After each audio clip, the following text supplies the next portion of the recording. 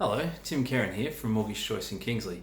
Today I just want to give a bit of an update around interest rates and what's going on and how that's going to affect your borrowing capacity and your options going forward. Things have been changing quite a lot in the last couple of months and there's a couple of reasons for that, so probably best to give a bit of context first. Back before COVID hit, interest rates were around the 3% mark. Fixed and variable rates were something like 3%, give or take a little bit.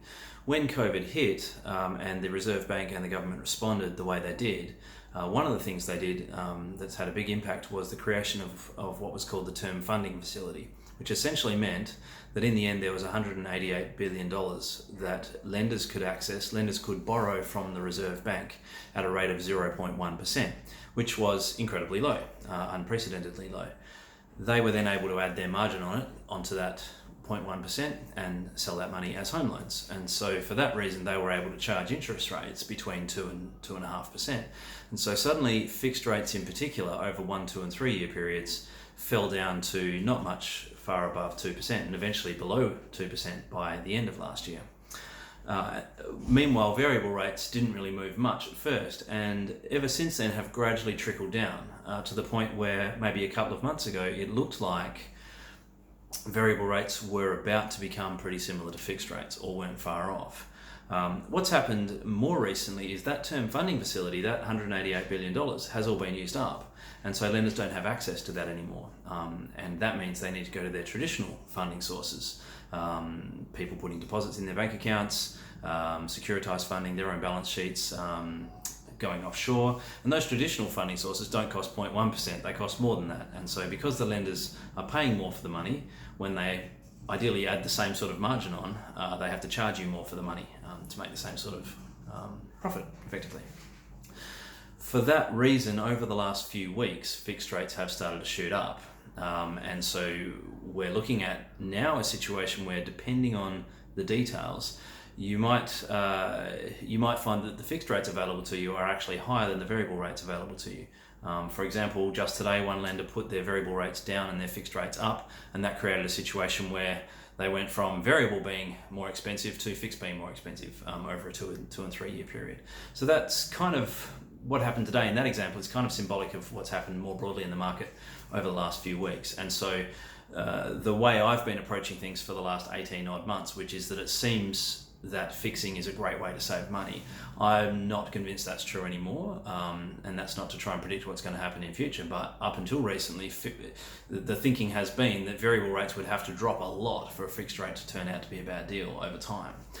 But that's just not true anymore, I don't think. Now we're in a situation where variable rates already are the same as, or potentially even lower than, fixed rates. But it does depend on the situation. That's assuming generally that you have a decent sized deposit and you're borrowing maybe less than 80% of the property value. If you're borrowing a much higher percent of the property value, then variable rates still aren't very attractive at all.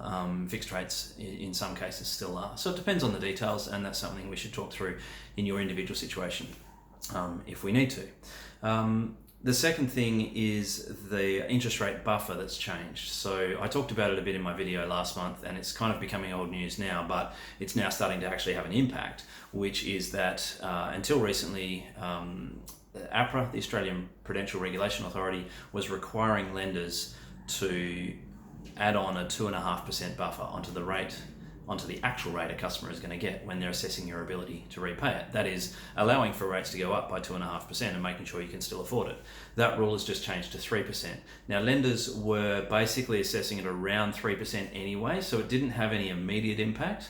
But as rates start to move up and they're adding a 0.3% buffer on instead of a 0.25% buffer, the impact of that will more readily be felt. People's borrowing capacities will drop by more than they otherwise would have. So it'll have a small impact, a small negative impact on borrowing capacity, which is about the 400th thing lately that seems to have been doing that. And it's all adding up to people generally feeling like a lot of the time they're not able to do what they think they should be able to do.